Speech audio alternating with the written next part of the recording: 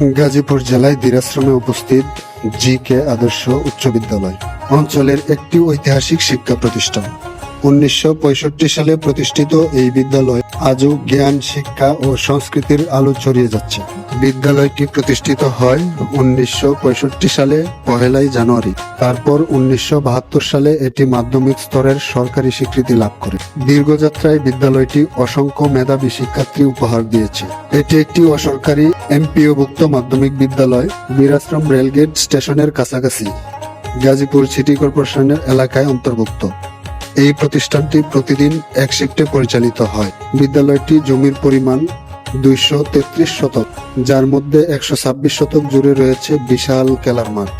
মোট ভবনের floor place 31,700 বর্গফুট। এখানে বিজ্ঞান, মানবিক ও ব্যবসা শিক্ষা বিভাগ চালু রয়েছে।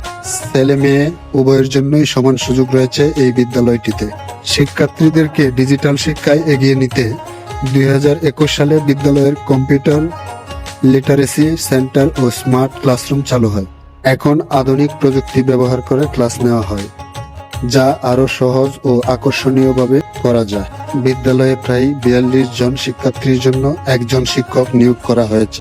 শিক্ষার পাশাপাশি চরিত্র গঠন ও সহপাঠ কার্যক্রমের গুরুত্ব দেওয়া হয়।